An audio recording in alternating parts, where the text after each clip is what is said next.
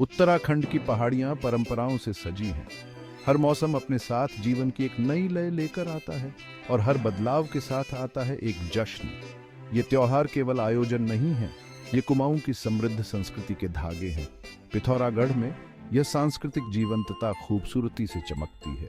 यहाँ प्राचीन रीति रिवाज खुशी के त्योहारों के साथ मिल जाते हैं। भितोला, कंडाली, हिलजात्रा, हर त्योहार पहाड़ों के दिल की एक झलक पेश करता है। ये उत्सव देवी देवताओं की कहानियों, प्रकृति की ऐश्चर्यता और समुदाय की अटूट भावना को प्रतिध्वनित करते हैं। आइए हम पिथौरागढ़ की यात्रा पर चलते हैं। हम इन त्योहारों का जादू देखेंगे, हम पहाड़ों और यहाँ के लोगों की धड़कन को महसूस करेंगे। चैत्र का महीना यानी मार्च से अप्रैल बसंत के आगमन का प्रतीक है। हवा में फूलों की खुशबू फैली होती है। ये नई शुरुआत का समय है और पिथौरागढ़ में यह भितोला का समय है। भितोला, जिसे भेंटना भी कहा जाता है, सामुदायिक जुड़ाव का त्योहार है। परिवार इकट्ठा होते हैं, दोस्त मिलते हैं, हवा उत्साह से भर जाती है।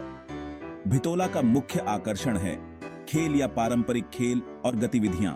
यहाँ बहुत हंसी और दोस्ताना प्रतिस्पर्धा होती है।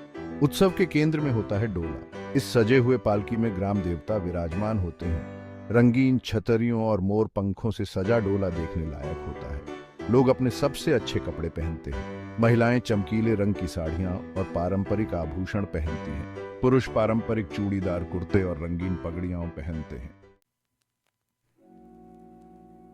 भितोला का मुख्य आकर्षण होता है डोला का मनमोहक नृत्य। जैसे ही पालकी को ऊपर उठाया जाता है, ढोल की लयबद्ध थाप और रणसिंघा की भावपूर्ण धुन हवा में भर जाती है। लोग झूम उठते हैं। उनके कदम पहाड़ों की ऊर्जा को प्रतिध्वनित करते हैं। यह नृत्य, जिसे तांडव नृत्य के नाम से जाना जाता है, भक्ति की एक शक्तिशाली अभिव्यक्ति है। ऐसा माना जाता है कि यह नृत्य ईश्वर का आशीर्वाद दिलाता है। इसके चरण जोरदार होते हैं, गति तरल होती है और भाव श्रद्धा से भरे होते हैं। ये एक ऐसा नजारा है जो एक अमिट छाप छोड़ता है। भितोला सिर्फ एक त्योहार नहीं है, ये तो जीवन का ही उत्सव है। ये पहाड़ों की अदम्य भावना का प्रमाण है, एक ऐसी भावना जिसे साझा परंपराओं और ईश्वर के आशीर्वाद में आनंद मिलता है। भाग 4, कंडाली की कथा। जैसे जैसे बसंत गर्मियों में बदलता है, पिथौरागढ़ में एक और अनोखा त्योहार केंद्र स्तर पर आ जाता है। यह है कंडाली। इस समय खिलने वाले एक स्थानीय फूल के नाम पर एक उत्सव। किंवदंती है कि भगवान शिव ने ग्रामीणों की भक्ति से प्रसन्न होकर उन्हें इस अनोखे फूल का आशीर्वाद दिया था। कंडाली का फूल अपने चमकीले पीले रंग के साथ केवल सुंदरता का प्रतीक नहीं है, माना जाता है कि इसमें औषधीय गुण भी होते हैं।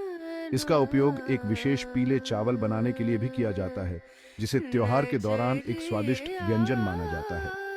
कंडाली जुलाई या अगस्त के महीने में बड़े उत्साह के साथ मनाया जाता है, जो फूल के खिलने के साथ मेल खाता है। त्योहार की शुरुआत ग्रामीणों द्वारा कंडाली के फूलों को इकट्ठा करने से होती है।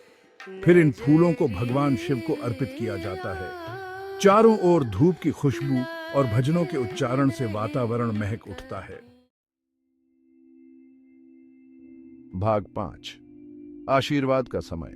कंडाली का मुख्य आकर्षण भगवान शिव की पूजा है।